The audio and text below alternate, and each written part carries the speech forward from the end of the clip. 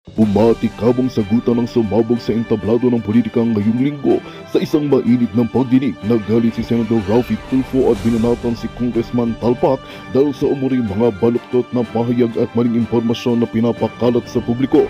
Hindi rin nakaligtas si dating Senator Bam Aquino na winasak naman ni Senator Alan Peter Cayetano sa isang matapang na talumpati sa harap ng bayan. Ayon kay Senator Tulfo, hindi na niya kayang palampasin ang anyay panlilinlang ni Kong Talpak sa mga isyong may kinalaman sa kapalpakan ng mga manggagawa at mahihirap. Sa kanyang talumpati, galit na sinabi ni Tulfo, "Huwag mong ginagago ang taong bayan." Samantala, sa hiwalay na okasyon, pinutakti rin ni Sen. Alan si Bam Aquino sa isyu ng di umano'y kapalpakan sa kanyang panunungkulan, lalo na sa sektor ng edukasyon at kabuhayan. Ani niya, tama na ang pagpapanggap na buksan ka na at nakita na ang resulta. Habang umaalingaw-ngaw ang mga palitan ng maanghang na salita, panawagan ng publiko na klarong aksyon at hindi puro pasiklab sa media. Para sa masablang ng netizen, ang tanong ay malinaw, may espesyal habang namamagitan o isa lamang itong out of context na namang palabas sa lang para sa kadagdagang mga detalye sa mga susunod para sa mas maulan at yun ang balitang ating pagkakatutukan. At yun ang bagong lahat sa pagkakatutukan. Ngunit bagong lahat subscribe at patuloy na notification bell sa mga silip ng bagong balita. Dito lamang sa tunay na boses dito lamang sa tunay na boses ng masa.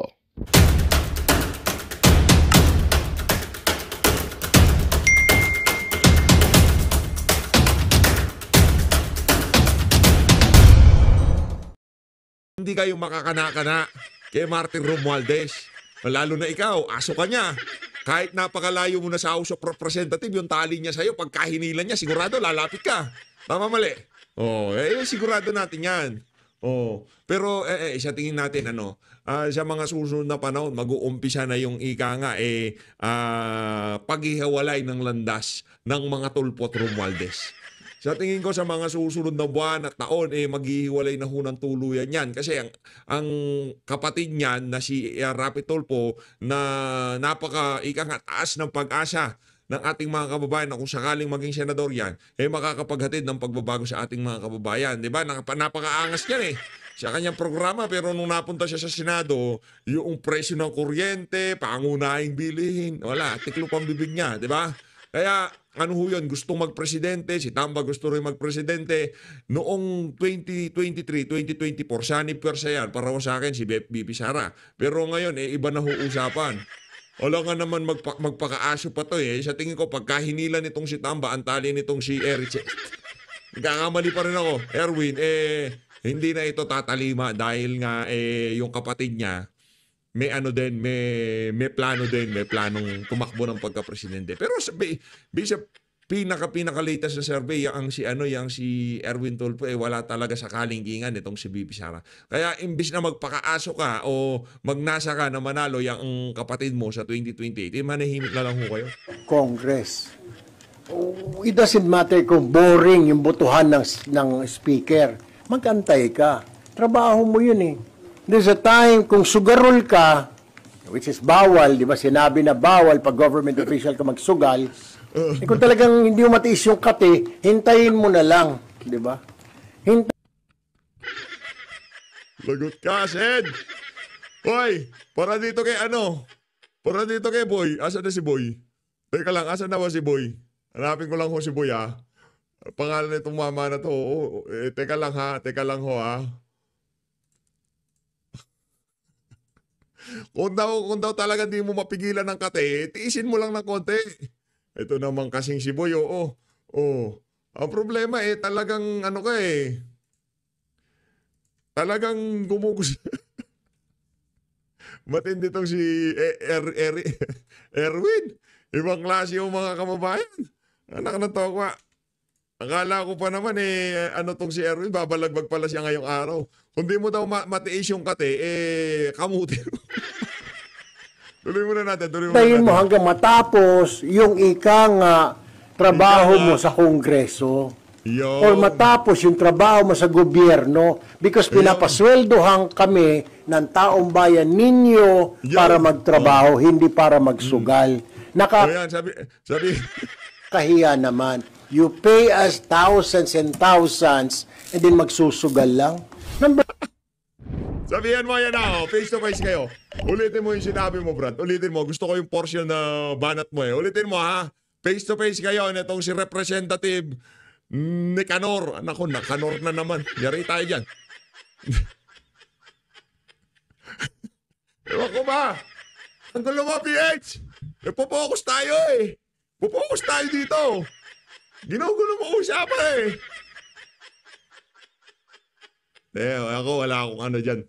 Sa ako, babanatan ko yung mga bumabanat kay dating Pangulo Rodrigo Duterte dito kay VP Sara. Yung mga bumabanat sa mga kaalyado natin dyan sa Senado, nako. Pero etong base dito kay Representative Nicanor Briones, Senator Erwin, di naman daw siya nag-iisabong. Sa totoo lang, may nag-message lang daw sa kanya. Tinignan ko lang naman. Di ba nagbubungguan yung dalawang panabong. Itong si habang nagsasalita itong yung si Richard Gomez, sabi siguro, nanto ko. Akala ko ba solid ka? Akala ko bang galit ka sa mga kabalintunan ni Tamba, ba't mo binoboto? Walang kwenta to. Anood na lang ako sa ng speaker. Ayan, Magantay ka. Trabaho mo yun eh. There's a time kung sugarol ka, Nako. which is bawal, di ba? Sinabi na bawal pag government official ka magsugal. Kung talagang hindi mo matiis yung kate, hintayin mo na lang, di ba? Hintayin mo hanggang matapos yung ikang trabaho mo sa Kongreso. Ayun. Or matapos yung trabaho mo sa gobyerno because pinapasweldohan kami ng taong bayan ninyo para magtrabaho, hindi para magsugal. Nakakahiya naman. You pay us thousands and thousands and then magsusugal lang. Number 2, Kong Nicanor Briones. Di daw kayo pinapasweldohan para magsugal. Nagsusugal ka ba? Sa huling pagkakaalam ko, ikaw nanunood ng PH. Diba? Nagsusugal ka ba, Brad? Mali kasing ginawa mo eh. bad example. Sinabi na nga ng gobyerno, bawal ang sugal. Bawal ka magsugal. Ba't ka nagsusugal? Nako. I hope the Congress will do something about it kasi nakakahiya. Sir, Ayun. Ano yan? Kumbaga, kailangan ma-ethics. Itebes. Ayan. Yan na nga ba? Nagsagutan na nga. Kompletos Ricados. Kaya kung di po kayo nakasubscribe, mag-subscribe na kayo. Pag tayo maglalatag dito, talagang kompletos Ricados. Si Tulfo. Ngayon, itong si Representative Nicanor Briones, sasagutin niya yung mga patutsada sa kanya. Nagkasyo, nagsusugal na siya. Nagsusugal ka ba, Kong? Ito na, sagot ni Kong. Kong, bana. Sino po yung nandun sa video ng nag-iisabong? Totoo, hindi ako nag-iisabong. Sa totoo lang, may nag-message sa akin sa Messenger. So, tinignan ko lang naman. Hindi ko naman nakalain na meron palang magkukuha ng aking mga private messages. So, nagulat na lang ako. Dahil alam ko naman, meron talagang hindi dapat tinitingnan. Pero okay lang yon. Dahil malinis ang konsensya ko, hindi naman ako nagsasabong. Ako hindi mo ako makikita sa kahit sa sabungan. At fake news. Online sabong sinasabi, niwala akong GCash. Niwala akong money transfer na online. Hindi ako marunong dahil old school tayo. Ang alam ko lang text, message, at saka tumawag sa cellphone. Pero sir, yung video na pinadala po sa inyo tungkol sa isabong. Hindi totoo. Kaya nga ako fake news eh. Kaya ako humarap sa inyo, ayaw kumandamay ang Kongreso. Na-pressure ka, Brad. Na-pressure ka. Na-pressure ka ni Tamba. Kung pagka hindi mo inayos yun, i-ethics ka namin. Hindi ka lalabas. Hindi mo a-address sa media. Pinatawag yung mga media, ngayon papaliwanag siya. Meron lang daw nag-text. Sinend lang daw ho sa kanya yung video na yon. Okay, game. Kung ikaw hindi mahilig sa sabong at hindi ka tumataya sa sabong, anong point ng kaibigan mo na sendan ka ng ganun? Yan ang tanong. Yan ang tanong kong. Huwag mo sabihin na mahilig ka lang sa mga naglalaban ng ganyan, di ba? Di mo pwede yun. Ika nga, pag nanonood ka, natututo ka. Pag natututo ka, tataya ka. Kasi nanonood ka. Anak ng toko, itong talisahin, parang mananalo ah. Mananalo. Dito ako sa puti o dito sa talisahin. Ganun yan eh. Ay, malupit pala yung mga talisahin. Lumilipad, flyer tong mga to. Di ba gaganyan ka, anak ko kumikikig. Oh, natututo ka. Anong kasunod ng kong? Oh, syempre, kung nanonood ka, ang kasunod nun, pagtaya. Hindi ko natin sinasabing tumataya siya doon sa punto na yon. Linilinaw niya na ngayon. Ang totoo daw, sinend lang sa kanya. Ngayon, halimbawa, yung iyong kaibigan, alam nyo na hindi mahilig dyan, hindi tumataya, hindi naglalaro. Sisendan nyo ba ng ganyan? Tanong ko lang. Itong si Kong lulusot pa eh.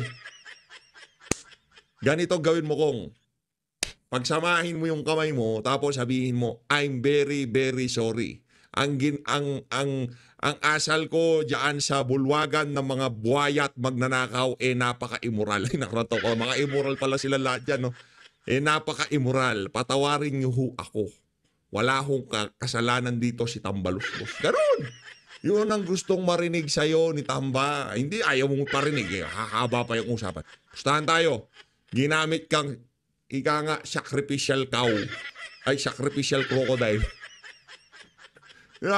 Ginawa kang sacrificial crocodile para sa hindi mapag-usapan yung mga kabalintunahan o yung mahiya naman kayo. Yung listahan ng mga flood control. Good job. Diversion. Executed. Baka planted yan. Ingat ho tayo. Game. Dahil para bang pinalalabas nila, wala akong ginagawa kundi ang haba ng butuhan. Meron lang nag-message sa akin yung pamangkin ko na gusto mag-invite ng traditional na sabong na gusto ako'y lumaban. Hindi naman ako interesado, hindi naman ako nagsasabong. So, siguro, ako ang duda ko rito, may gusto sumagot tayo sa atin dahil... Yun ang, sa buong pagsasalita mo, Manong, ha? Yun ang pinakamalupit. Ikaw na naispatan na nanonood ng laban ng manok, tapos ikaw pa sinasabutahe. Di, pagkaganyan yung mga pinapanood namin dito, pinapalakpakan namin, di ba? Kailangan palakpakan pagkaganyan eh. Mantakin nyo, kayo na ang nanonood, kayo na ang naspatan, kayo pa sinisiraan, palakpakan. Ibang klase naman yan. Alam nyo ano yung mga paninira? Paninira, halimbawa yan inedit. Halimbawa yan, ika nga, matagal na linuluto para umabot tayo sa ganyang usapan. Marami pang pahaging, marami pang intriga o chismis. Kagaya ng mga missing sa bungero. Yan ang planted. Yan ang ika nga, tain ng kalabaw yan. Diba? Tain ng baka yan. Pero itong sa inyo na to, sir, hindi ho. Ika nga, nakita kayo nung photographer sa likod. Ngayon, pagka manunood kayo, magdala kayo ng kumot. Magkumot kayo. Next time, magdala kayo ng kumot para hindi. Laban o bawi? Tama o mali? Meron o? Diba ganun lang naman yan eh. O, yes or no, true or false. Diba ganun lang naman ang tayaan dyan. O, kuha ka ng kumot. Magtakpan mo yung mukha mo tapos laban. Wala kahit na meron paparaps sa likod, hindi ka makukuha ng Brad. Tayo, maraming nakakabangga. Ang aking number one nilalabanan, mga smuggler. Ang pinaglalaban ko, mga magsaka, ito. Brad, ano nangyari doon sa Doon sa, mga inimbestigahan nilang smuggling dyan sa House of Representatives. Yung sa Sibuyas, yung agri-smuggling in general, ha? Ano nangyari? Ba't di ko nabasa yung pangalan mo sa mga nagtatanong doon. Pumapapil ka, Brad. Huwag mo akong lokohin dito. kilala ko lahat ng EPAL dyan sa mga committee sa House of Representatives. At hindi ko nakita pangalan mo doon sa mga nagtatanong. Ngayon ko palang nakita yung pagmumukha na yan. Pero instant sikat ka, Brad. Galing mo, Brad. O sa mga gustong sumikat at pag-usapan ng pangalan, next time, PH naman ang...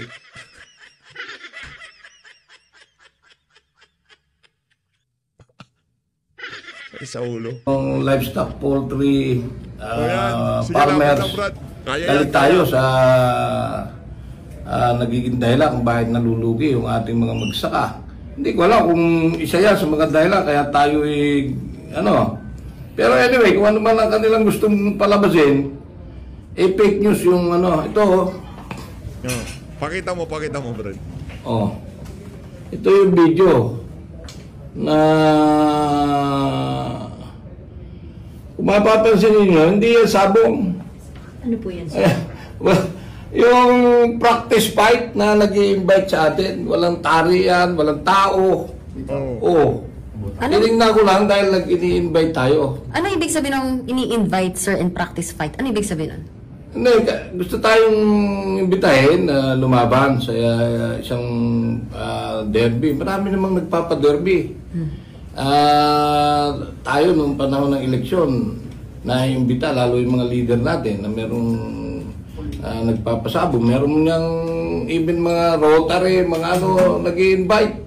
Kumbaga sir, bisita lang po kayo. Iniimbita kayo as bisita, hindi po as manlalaro.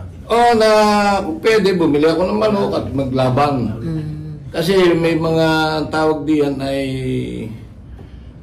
itong nagsusulisit ng fundraising. Marami, iba't ibang klase nagpapasabong. Meron Rotary, meron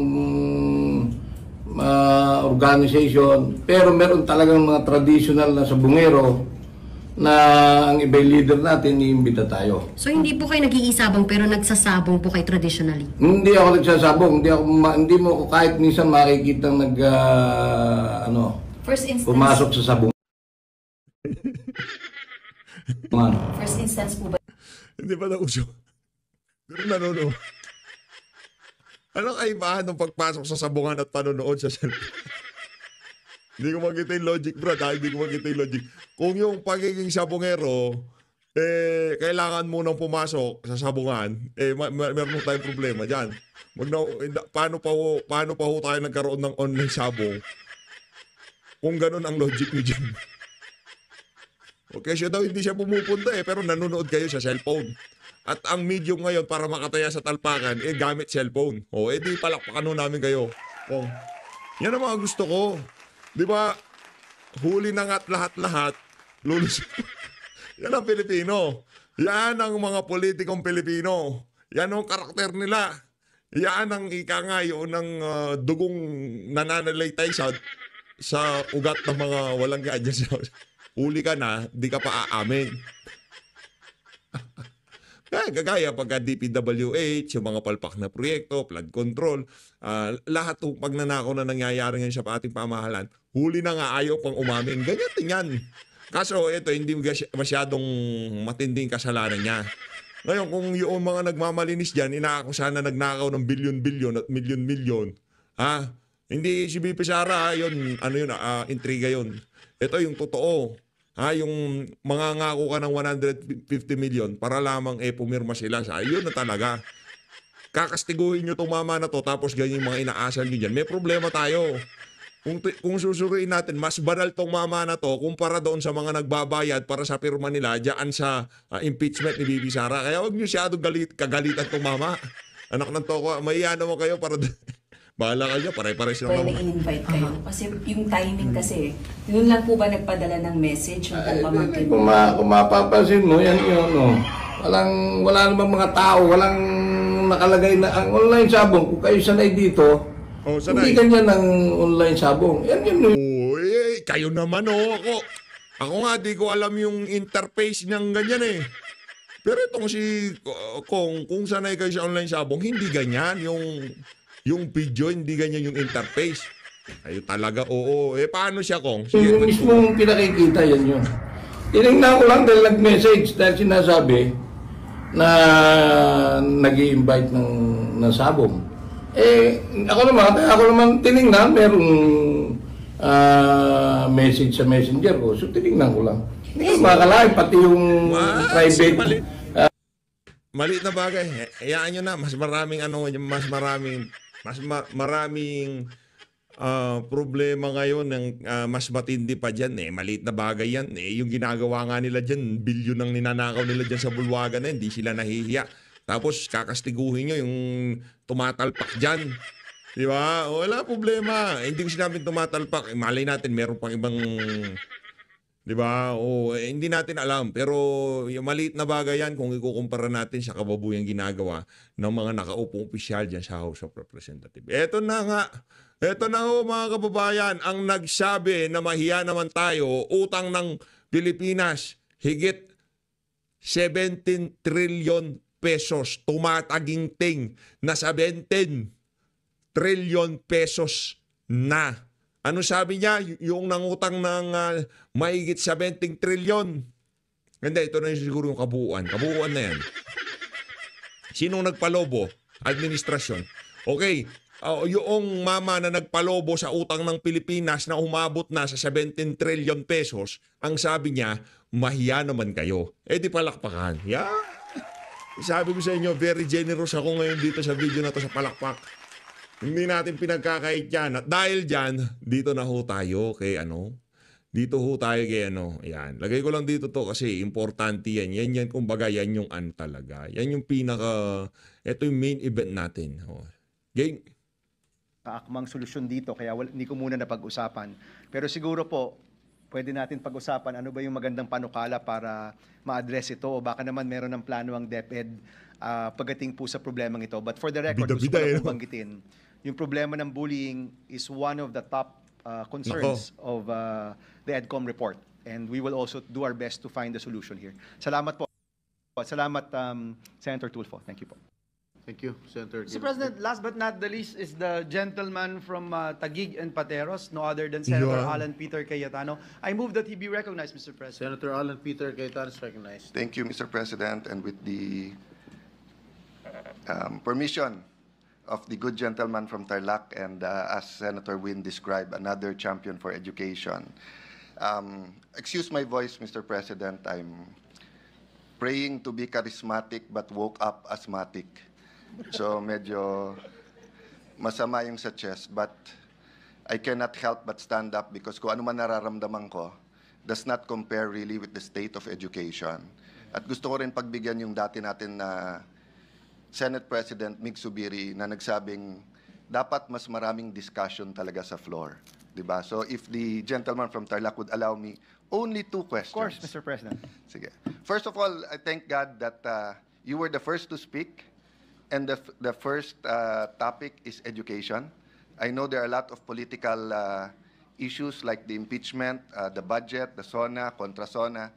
But I think all of us will agree not only should the highest budget allocation go to education, but the highest priority. No? Even if you talk on the spiritual side values, dapat yan sa education pa rin.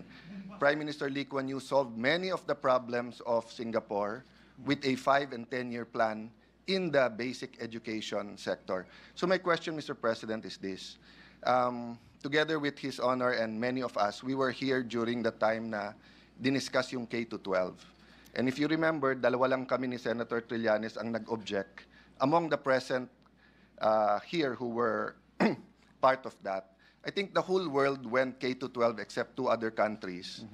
But one of those 2 other countries is top 4 in education in the whole world, no? And then minention din kasi kawawa naman mga engineers natin, they will need another 2 years, etc. But when we computed that, that was less than 1%. And the basic objection is, kung baga sa kotse, galing sa karag-karag na vintage na I won't name a brand kasi lahat naman ng brands ay maganda, suddenly, right before K-12, parang Lexus or Mercedes-Benz na tayo. To be fair to the former president, ang daming naayos sa education. Yung innovations niya sa bidding out the classrooms as a whole, yung pagtaas ng sweldo ng teachers. I mean, we have to give it to him, to Brother Armin, they did that, no?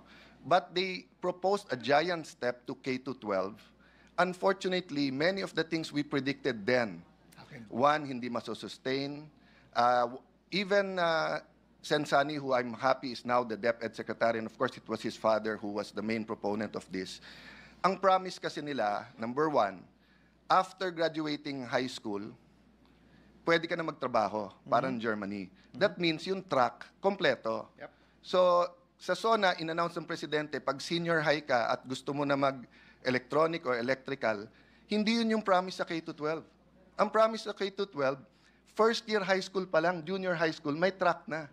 Whether yan ay sports, whether yan ay sa fashion, sa creative, sa pananamit, sa computers, internet, no? Hindi sa fifth year. Hindi sa fourth year, sa fifth year. Nandun pa lang yun yun yung pangako. Another pangako is that the GE subjects na lahat tayo na nag-college ay nadanasan natin yan. It was 80% or 70% of our first two SEMs.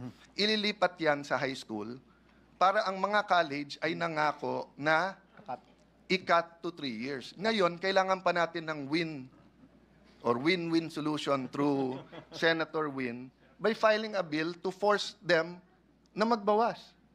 So, noong time ko po, I think 18 units full load kami, 21 units okay pa rin, hindi pa overload, 23 units yung overload.